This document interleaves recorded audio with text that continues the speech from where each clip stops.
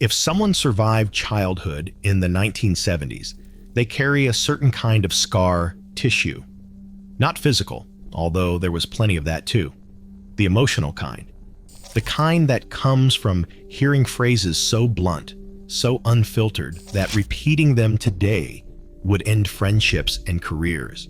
And somehow, an entire generation turned out just fine. Or at least functional. This was a time when parenting advice came from grandmothers and neighbors, not parenting blogs or child psychologists.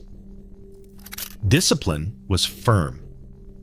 Expectations were clear, and nobody worried about damaging a child's self-esteem. Parents said what they meant and meant what they said, and kids understood the rules even when those rules made no logical sense. The 1970s gave us a generation of parents who had survived the Depression through their own parents, lived through a world war, and built suburban lives from scratch. They were practical, no-nonsense people who did not have time for coddling. And the things that came out of their mouths reflected that worldview entirely. Let's walk through the phrases that every kid heard growing up in that era. Some of this might bring back memories. Some of it might explain a few things about how an entire generation turned out. Let's step into that world. The first phrase that would get a parent from the 1970s canceled today was simple and direct, because I said so. That was the answer to every question a child dared to ask. Why do I have to go to bed? Because I said so. Why can't I have dessert? Because I said so. There was no negotiation, no explanation of the reasoning behind rules, and certainly no attempt to help children understand the decision-making process. Parents were not interested in raising critical thinkers at the dinner table. They were interested in raising kids who did what they were told. Today, parenting experts would call this authoritarian and damaging. In the 1970s, it was just called Tuesday. The second phrase came out whenever a child complained about anything at all. Parents would say there are starving children in Africa who would love to eat that. This was the universal response to any kid who pushed peas around their plate or complained about meatloaf. The logic was questionable. How exactly would eating overcooked vegetables help children on another continent? But questioning that logic would only lead back to phrase number one. The guilt trip was standard parenting practice, and it was deployed without hesitation. Today, using global suffering to manipulate children into eating dinner would spark lengthy discussions about trauma and appropriate emotional boundaries. The third phrase was reserved for moments of minor injury, a scraped knee, a bumped elbow, anything that brought tears. Parents would say, "Stop crying or I'll give you something to cry about." The threat was vague but effective. What exactly would happen remained unclear, but children understood they should pull themselves together immediately. Emotional expression was not encouraged. Toughness was the goal. Rub some dirt on it and get back in the game. Today, this approach to childhood emotions would be considered deeply problematic. In the 1970s, it was considered character building.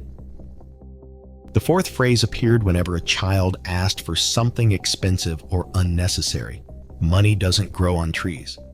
This was delivered with absolute seriousness, as if children genuinely believed currency sprouted from branches. The phrase was meant to teach financial responsibility and gratitude, but it was mostly used to end conversations about toys and candy. There was no discussion of household budgets or financial planning. Just the firm reminder that money was scarce and children should stop asking for things. Before we continue with more phrases that define 1970s parenting, if you are enjoying this look back at how families actually operated and want to explore more decades in memories, consider subscribing. There are so many more stories about how life has changed in ways both subtle and dramatic. The fifth phrase was perhaps the most terrifying in any 1970s household. Wait until your father gets home. This simple line could freeze a child in place. It meant that whatever misbehavior had occurred would not be forgotten. It would be reported, and there would be consequences. Mothers deployed this sentence strategically throughout the day, banking offenses until the evening reckoning. The wait itself was part of the punishment.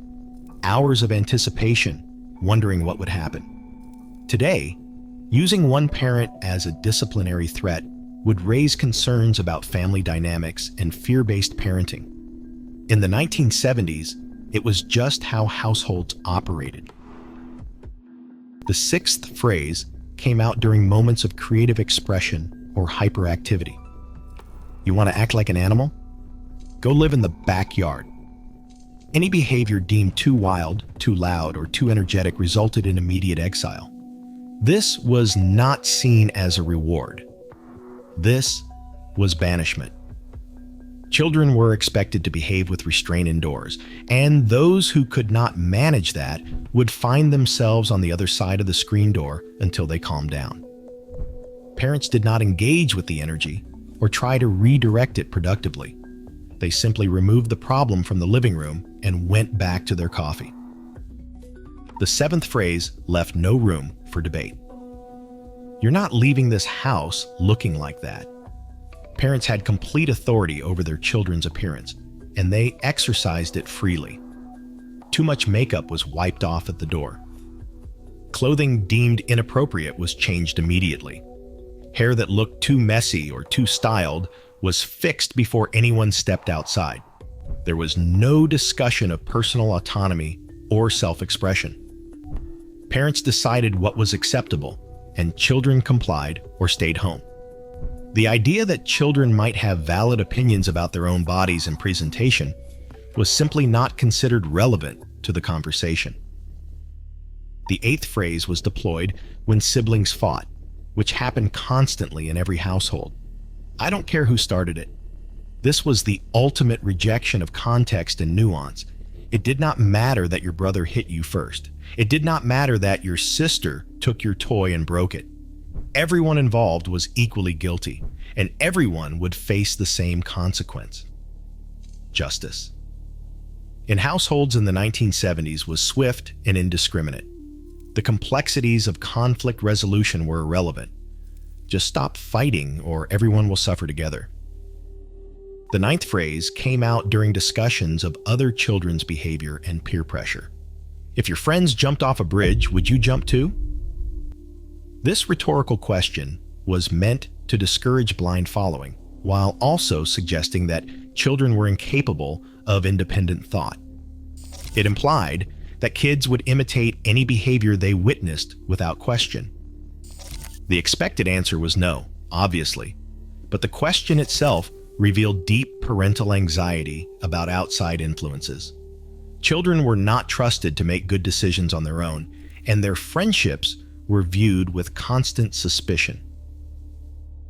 The 10th phrase was perhaps the most casually delivered of all, but it would cause the most outrage in modern parenting circles. Go play outside, and don't come back until the streetlights come on. Children were sent into the neighborhood for entire days with no supervision, no cell phones, no way to contact their parents, and no specific plans. They roamed freely through streets, woods, and abandoned lots, getting into whatever adventures or trouble presented itself. Parents had no idea where their kids actually were for most of the day, and did not seem particularly concerned about finding out. The neighborhood was trusted to keep children safe, or at least alive enough to make it home for dinner. Today, parents would face serious questions from concerned neighbors and possibly child protective services for this level of hands-off supervision. In the 1970s, it was called summer vacation. What defined 1970s parenting was confidence. Unshakable, sometimes misguided, but absolute confidence. Parents did not second-guess themselves constantly. They did not consult experts or scroll through forums, or worry about the long-term psychological effects of every interaction. They raised children the way they themselves had been raised, which was the way their own parents had raised them before that. and they assumed everything would work out fine in the end. And in many ways, it did. The children of the 1970s grew up to be functional adults who remember their childhoods with a complicated mix of horror and genuine affection. The phrases themselves reflected a fundamentally different understanding of the parent-child relationship. Parents were authority figures first, not friends or partners in decision-making. Children were expected to respect that authority without lengthy explanations or negotiations. Emotional needs were secondary to practical ones like food, shelter, and staying out of serious trouble.